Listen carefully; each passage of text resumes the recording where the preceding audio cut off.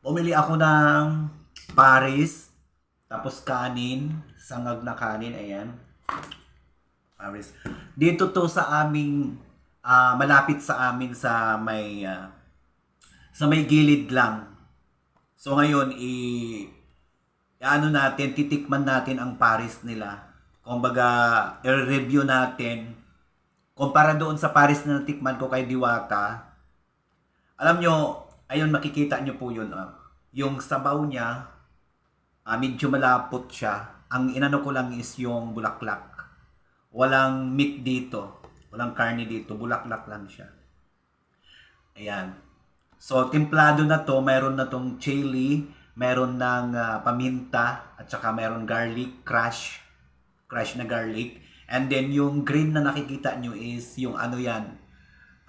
Onion leaves. Yan. Malapot siya, pero hindi siya masyadong malapot. So, ito namang kanin, sinangag siya.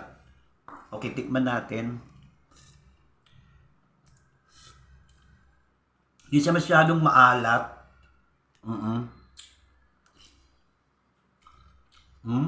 Tama lang siya. Crispy pa din yung ano.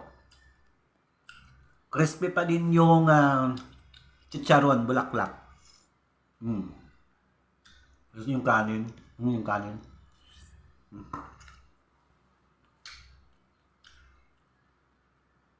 Ayan.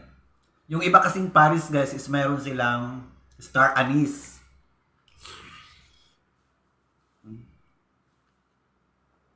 Ayaw ko naman ng star anise kasi ayaw ko ng amoy nun. So ito, kanin dalawa, tapos ito naman, Paris, 65 lang siya.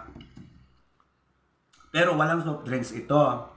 So kung gusto nyo mag-order nito, paghaluin nyo yung meat ng, ang tawag dito, yung liempo at saka itong chicharon bulaklak, 100 na siya.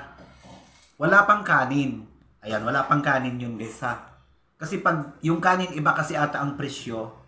Kumpara doon kay Diwata, mayroon ka ng chicharon bulaklak, ganito, may lempo ka, malapot yung sabaw, hindi rin masyado, tapos wala din star anise, and then yung rice naman doon, sangag din siya, katulad din nito, yan makikita nyo sa video, sangag din siya, pero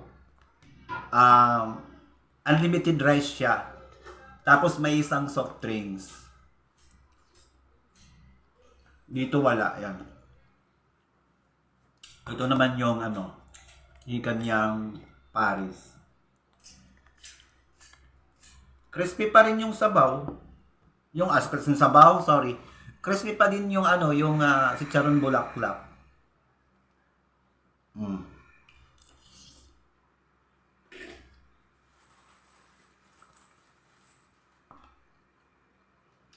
Ganda to. Dito ko. Daming sabaw. Masarap pa rin siya.